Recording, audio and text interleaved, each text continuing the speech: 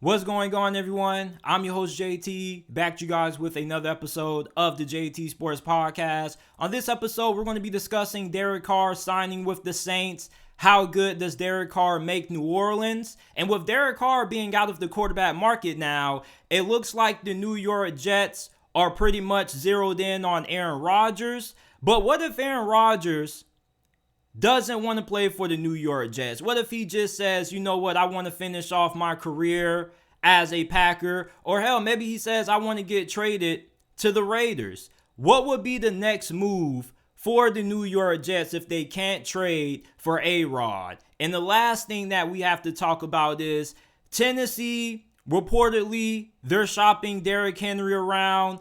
What are going to be the best potential landing spots for Derrick Henry if he gets traded?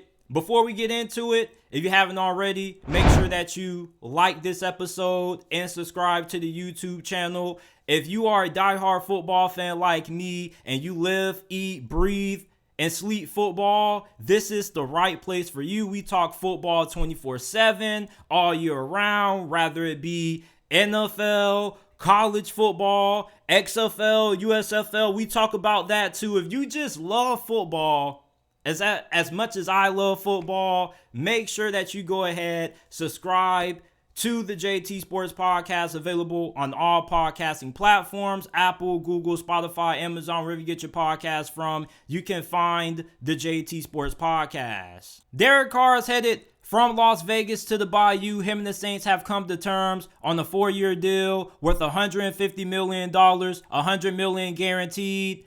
Derek Carr, although he's not one of the best quarterbacks in the NFL, he definitely isn't one of the worst. And he probably is the best quarterback that the Saints have had since Drew Brees retired. I mean, since Drew Brees hung up the cleats, they've started Trevor Siemian, Ian Book, Jameis Winston, Taysom Hill, and recently the Red Rifle at quarterback. For New Orleans, you finally are going to have some stability at this position. Now, are you going to receive elite quarterback play from Derek Carr on a consistent basis? Probably not, but you are going to receive solid quarterback play, and solid quarterback play is going to be good enough to win you the NFC South. And at this moment, with how things look, who's the team to beat in the NFC South right now?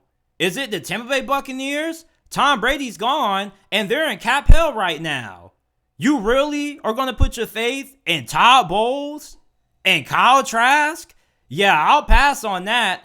Carolina, Frank Wright has assembled a really good coaching staff, but we don't even know who they're going to be starting at quarterback. We don't know if they're going to bring in Jimmy Garoppolo, maybe trade for somebody, maybe go ahead and draft somebody in the upcoming draft. And then you have the Atlanta Falcons, and Desmond Ridder showed a little bit of promise, but there's still a lot that we need to see out of him. At this moment, Derek Carr is the king of quarterbacks in this division, and the New Orleans Saints are the most talented team right now in the NFC South. This roster is not bad. Okay, this is one of the better rosters in the NFC, and if you guys have been listening to the podcast for over a year, you guys will remember me saying in the offseason that New Orleans had one of the NFL's best rosters. And I still stand by that. If New Orleans actually had a legitimate QB last year, I think they would have made it into the postseason. Yeah, I still have my reservations about Dennis Allen as a head coach, but I don't think he was all that bad. I really just think that the quarterback situation was just a big mess. And now you fix it by bringing in Derek Carr. Now, the thing with Derek Carr that a lot of people point out is, well, he doesn't have a great record in big games. Okay, the last time I checked, football was a team sport, right? And tell me, what did Derek Carr have to work with in Las Vegas? Well, JT, he was throwing to Hunter Renfrow, Devontae Adams, and Darren Waller. I mean, don't make it seem like Derek Carr have no weapons during his time with the Raiders. Okay, you're right. But let me ask you this. Did he have a great defense? No. Did he have a defense as good as the one that New Orleans had last year? No. Did Derek Carr, during his time with the Raiders, even have a average defense? No. This is coming from an organization that has still struggled to find a franchise cornerback. And they've been drafting corners and guys in the secondary for how many years, and they still can't get it right? I mean, I'm not trying to excuse Derek Carr from any of the blame during his time in Las Vegas, okay? But I just think that when you look at Derek Carr, you look at the situation that he was in with Josh McDaniels and the Raiders last year, it just wasn't a good fit. And even him and John Gruden kind of struggled to make things work at times. He's going to an organization that wants him, that's embracing him, and he has a pretty good group around him to be successful. The offensive line is pretty good. At wide receiver, maybe you have Michael Thomas. You never know when it comes to Michael Thomas. It seems like every offseason we're talking about Aaron Rodgers, and then on the side we're quietly talking about Michael Thomas. But if Michael Thomas comes back and you pair him up with a Chris Olave or Rashid Shaheed, and you got Alvin Kamara in the backfield, this team is dangerous. And that defense is going to be good. Now, I wonder how they're going to be able to re-sign some of their free agents because you are still under the cap. I don't even know how the hell you were able to sign Derek Carr despite being under the cap. It's just Mickey Loomis just being the GOAT that he is. But Derek Carr with New Orleans, man, I think this team ends up making it to the playoffs. And I know that it's really early into the offseason to be giving out predictions, but the Saints roster is pretty much set. Plus, you didn't even have to give up any compensation in return to get Derek Carr, which is an added bonus. The New Orleans Saints are in the perfect position to win this division, regardless of what the Falcons do. Still don't really have a lot of faith in Desmond Ridder. Then they have a lot of holes on defense. The Tampa Bay Buccaneers, I don't trust Todd Bowles. I don't trust Kyle Trask. The Carolina Panthers are really the only team who I feel can make things a little interesting because I think their roster is pretty good. Not as good as the Saints, but I think it's pretty solid. And they also are a team who, with the right quarterback, they could be in playoff contention. They also could contend for this division. But right now, in March 6, 2023, at the time I'm recording this, the Saints, without a doubt, are the best team in this division. And with Derek Carr, this is a sneaky good team. Okay, now, are they a Super Bowl contender? I'm not going to go that far, but I think Derek Carr is definitely going to be able to get the Saints into the postseason. I really don't get how people can look at this move and just be like, oh, it's mid. It doesn't mean anything. Like, what? So you're telling me going from Derek Carr to Andy Dalton or Andy Dalton to Derek Carr isn't an upgrade? I mean, come on.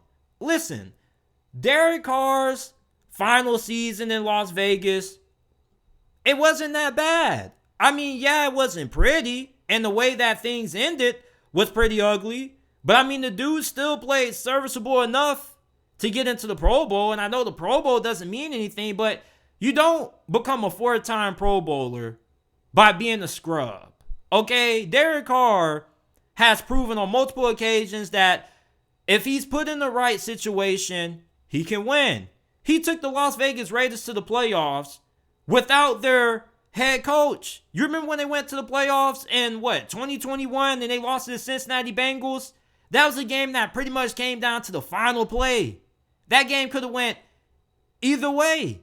Derek Carr was a large reason for Las Vegas getting to the postseason that year. This dude is a good leader. He doesn't have any off the field concerns that you have to worry about. And yeah, you probably would prefer somebody a little bit more flashier at the position. Like, of course, if Saints fans had the opportunity to pick the next quarterback and it was between Lamar Jackson and Derek Carr, of course we know who's winning that one. But Derek Carr was the best quarterback available on the open market that the Saints could get, and they could get him without having to give up any compensation in return. With Derek Carr, the Saints are going to be a really solid team. And at least right now, they look like the team to beat in the NFC South. Now, with Derek Carr being taken off the quarterback market, it looks like we can all assume that the New York Jets are going to be putting in all their efforts into trying to trade for Aaron Rodgers. They already have Nathaniel Hackett as their offensive coordinator, which him and Aaron Rodgers have a good relationship with each other, dating back to when Nathaniel Hackett was on Green Bay's coaching staff. And many people expect Aaron Rodgers to get traded to the New York Jets if he wants to part ways with the Green Bay Packers organization. But let me lay you guys out a hypothetical scenario. And many of you Jets fans are probably not going to want to hear this, but what if Aaron Rodgers comes out and he says, you know what? I want to finish my career in Green Bay. Or he says, I want to get traded to the Las Vegas Raiders and I want to be reunited with my former teammate, Davante Adams. If you're the New York Jets and you can't trade for Aaron Rodgers, what's next for you at quarterback? What are your options? Because you don't really have too many. When it comes to the free agency pool, Derek Carr, he's already gone. You could have Jimmy G, which him and Robert Saleh already have a pretty good amount of familiarity with each other. Yeah, he's not as talented as Aaron Rodgers. He's a little bit under Derek Carr in terms of talent, but he's still pretty solid. The questions that you have about Jimmy Garoppolo is, can you trust the guy to stay healthy for a whole entire season? And then, if you can't get Jimmy G, are you going to go after Baker Mayfield, Marcus Mariota? I mean, those are low-end quarterbacks. At least with Jimmy G, he's a respectable quarterback. He's a serviceable quarterback. Maybe you trade for Ryan Tannehill. It looks like the Tennessee Titans may end up going in on a rebuild. They are getting rid of some key pieces. Rumors are circulating around that they're looking at shopping Derrick Henry. Maybe Ryan Tannehill could end up being on the trade block. And then, maybe, if you're willing to give up the money and the compensation, you just go all out on trying to get Lamar Jackson, which is a realistic possibility because him and the Ravens aren't coming any closer to terms on a new contract. And of course, the Ravens are going to want at least 3 first-round picks in exchange for Lamar Jackson. But if you're the New York Jets, and let's say Derek Carr is off the table, Aaron Rodgers, you can't trade for him, you can't get Jimmy G, what other options do you have? Desperate times call for desperate measures. And if you get Lamar Jackson, that puts you in Super Bowl conversation because your roster already is pretty good, although the offensive line does need some more fine-tuning. The defense is stout. The weapons that Lamar Jackson is going to be throwing to on the outside, Garrett Wilson, Elijah Moore, you're going to have Brees Hall in the backfield. I mean, the Jets with Lamar Jackson will be really fun to watch. Now, if you can't get Lamar and you can't trade for a quarterback, are you going to try to roll the dice again in the draft and try your hands at drafting another quarterback? Maybe this time you trade up higher and try to get a Bryce Young or CJ Stroud. I mean, Chicago is shopping the number 1 overall selection. And for the New York Jets, you should have enough compensation to at least get into one of the top 4 slots in the draft. If you really are that desperate, and if you get CJ Stroud or Bryce Young, without a doubt, those guys should be better than Zach Wilson. Or are you going to bring back Mike White and then have him and Zach Wilson slug it out to see who ends up being the starting quarterback for next season? If you're a New York Jets fan, I know this scenario probably gives you nightmares, but I don't think enough people are talking about this. And I think that there is a great chance that Aaron Rodgers stays with the Green Bay Packers. But you never know. The NFL is an unpredictable league. But I just find it a little bit dumb that the New York Jets are in this situation, and it looks like they're probably holding hope that they can get their hands on Aaron Rodgers. I find it dumb that they're putting their hands of their franchise and a guy who we don't even know is available for trade. And then, not to mention, if Aaron Rodgers comes in there, are they even going to be able to compete right away? Because he wasn't even able to get good chemistry down with Romeo Doubs and Christian Watson when those guys were on the field and they were healthy. You got Aaron Rodgers going to a new team. He's going to have to learn his new teammates. He's going to have to get the chemistry down. And he didn't really do a good job at trying to get the chemistry down last offseason with his new receivers. So maybe he has a change philosophy going to the New York Jets. But if the Jets can't trade for Aaron Rodgers, honestly, what's next?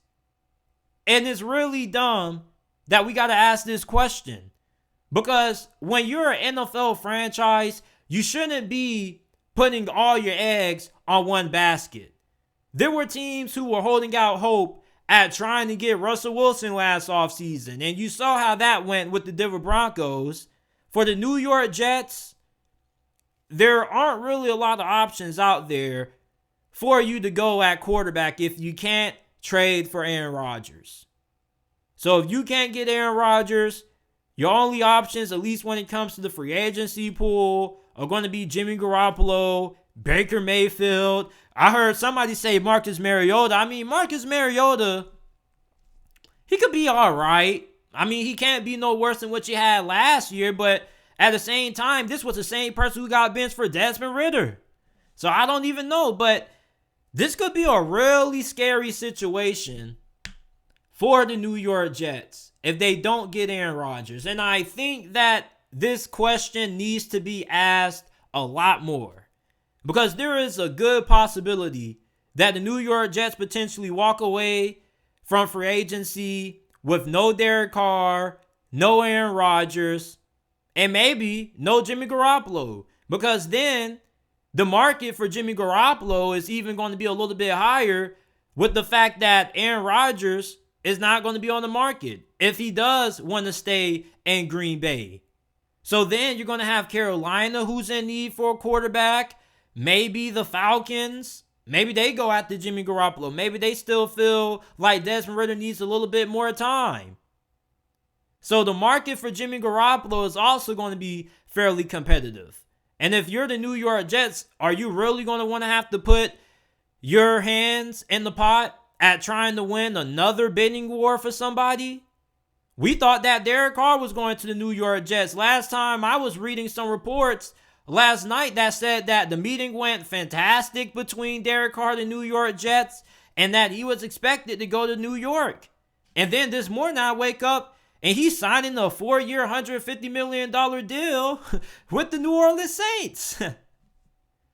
This is a situation that if you're the New York Jets, you really don't want to find yourself in. And I'm going to ask you guys, do you guys really think that is Aaron Rodgers a bust for the Green Bay Packers? If the New York, or for the New York Jets, if the New York Jets can't get Aaron Rodgers, are they done? Is Robert Saleh finished? Will they even be able to field a team that would be competitive enough to compete for a playoff spot?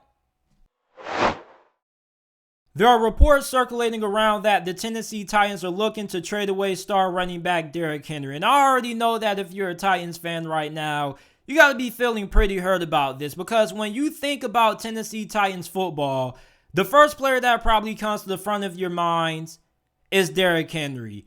Derrick Henry has been the heart and soul of this organization for over the last couple of years. And I'm going to be honest with you guys. Just the thought of Derrick Henry potentially playing for another team, it kind of hurts me too, because I live down south. I live in Florida, so we get a lot of the AFC South games televised down here. So I've watched a lot of Derrick Henry over the years. As a matter of fact, you pretty much can say I've grown up watching Derrick Henry play. So it's just a little weird just hearing reports coming out about how he could potentially be traded. And you understand why. It looks like the Tennessee Titans are trying to clear some cap space. Maybe they go all in on a rebuild. Maybe they're just trying to retool. But Derrick Henry, if he is indeed on the trading block, what are some potential landing spots for Derrick Henry? Now, he is 29 years old, but Hall of Fame players or Hall of Fame caliber players regress at a slower rate than your normal players do. So I think that Derrick Henry still has 3 to 4 years left of great play. He's in the final year of his contract. He's slated to make somewhere around $10 million this year. So what are some teams that could potentially trade for Derrick Henry? Well, the first one definitely has to be the Buffalo Bills. And even though they are $18 million under the cap, I don't really think that matters. If they want to get Derrick Henry, they can make it work. They do have Devin Singletary, who is slated to hit free agency. And then you're going to have Tremaine Edmonds and Jordan Poyer as well. And if you bring in Derrick Henry, you're probably not going to be able to retain both of those guys. But I think Derrick Henry would be a really good pickup for the Buffalo Bills. For those of you guys wondering, what do the Buffalo Bills have to do to get over the hump? Well, it may just be adding one more piece. You signed Von Miller in free agency last year, and he was really productive up until he ended up getting his season cut short. You bring in Derrick Henry, somebody who still is in his prime pretty much. He could be that missing piece that can help you get to the Super Bowl. And last season, the dude had 349 carries for 1,538 rushing yards, 13 touchdowns. He was averaging 4.4 yards per attempt. The Buffalo Bills could most definitely use that, considering the fact that they be running the hell out of Josh Allen. And if they want Josh Allen to be around playing into his late 40s or his mid 40s, they need to do a better job at limiting how much he does on the ground, limiting how many hits he takes. You bring in Derrick Henry, that without a doubt is going to improve the rushing attack for the Buffalo Bills. Then you include the fact that you still are going to have the ability of Josh Allen to make things happen with his legs. Him and Derrick Henry in the same backfield, I think that probably would be one of the scariest sights for any opposing defense. You already know how hard it is to tackle Derrick Henry. Then you got to worry about Josh Allen. Oh my goodness. And then you got Stephon Diggs.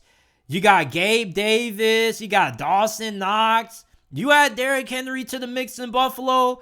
I don't get how they're not the favorites to make it out of the AFC. Now, there's another team in the AFC that I think would also be a really good fit for Derrick Henry, and they've been in the market for a star running back for a while, and that's the Miami Dolphins. And like the Buffalo Bills, they're under the cap by $15 million. But if they want Derrick Henry, I'm pretty sure they can make it work. Raheem Mostert, Jeff Wilson, Myles Gaskins are slated to hit free agency. So the Dolphins have a void that needs to be filled at running back, and it very well could be filled with Derrick Henry. The rushing attack last year was pretty good when they were able to get it going with Raheem Mostert. If they can beef up that offensive line a little bit, you add Derrick Henry to the mix, the Dolphins probably have the best offense in the NFL. You're going to have Jalen Waddle, Tyreek Hill on the outside, so you're going to have the speed there. Then you're going to have the raw power and strength of Derrick Henry to just wear down defenses, and then you can beat teams over the top with play action. Derrick Henry would add a different dynamic to this Miami Dolphins offense. It also would take a little bit of the load off Tua Tagovailoa. You give Mike McDaniel a Derrick Henry kind of talent at running back, I don't even want to think about how good and deadly this offense could be with them. And like I said, I know that the Dolphins are under the cap, and I know that they have other positions that they need to address, but I just think if you have the opportunity to get a guy like Derrick Henry, you go after him, regardless of your team needs, because the Dolphins are one of those teams who we perceive to be on the outside looking in of the Super Bowl conversation. So a guy like Derrick Henry could easily put them in the mix of being able to win the Super Bowl. And the last team that I think could be a potential landing spot for Derrick Henry are the Philadelphia Eagles. Miles Sanders is a free agent. They don't really have a lot of cap space, but they're probably going to free up some. They do have to re-sign a lot of core guys on defense. But let's face it, if Philadelphia has the opportunity to get Derrick Henry, they probably should take it, because then that offense with A.J. Brown, Devontae Smith, Dallas Goedert, Jalen Hurts, and then Derrick Henry, bruh, there's no way I don't think Philadelphia doesn't make it back to the Super Bowl again if they get their hands on Derrick Henry. And they both kind of have similar identities to the Tennessee Titans. They want to be physical. They want to be tough. It's just that the difference with Philadelphia and Tennessee is that Philadelphia actually is pretty fun to watch on offense. They're not boring. Tennessee, they're boring. They don't really do anything innovative. They're not really all that creative. They kind of just get to the point. And then Derrick Henry with the Philadelphia Eagles, he probably could end up having a couple of more years left, because I don't think they're going to end up running him into the dirt like Tennessee has over the last couple of years. Like 349 carries, dog. That's freaking ridiculous. Give the guy a little bit of give the guy some break. So he goes to Philadelphia. You're going to have Jalen Hurts there with his rushing ability. Then you're probably going to have somebody else who's going to be able to spell Derrick Henry from time to time when he needs a break. I don't think that Derrick Henry is going to be getting over 300 plus carries if he goes to the Philadelphia Eagles, which I think would be good for him at this stage of his career, because then you can preserve his body and you can have him playing at a high level for a longer period of time. And we already know that the Philadelphia Eagles have one of the NFL's best offensive lines. The offensive line that Derrick Henry was running behind in Tennessee wasn't all that great, and despite that, the dude still had over 1,500 rushing yards. So these are the three teams that I think could potentially trade for Derrick Henry. This is it for this episode of the JT Sports Podcast. I appreciate you guys for tuning in. If you enjoyed this episode of the podcast, make sure that you leave us with a 5-star review. We would greatly appreciate it. Share the podcast on your social media platforms with your friends, family members, and acquaintances. Rate the JT Sports Podcast 5 stars. And remember that wherever you get your podcast from, you can check us out. All podcasting platforms, Apple, Google, Spotify, Amazon. The podcast is available. I appreciate you guys for listening to this episode of the JT Sports Podcast.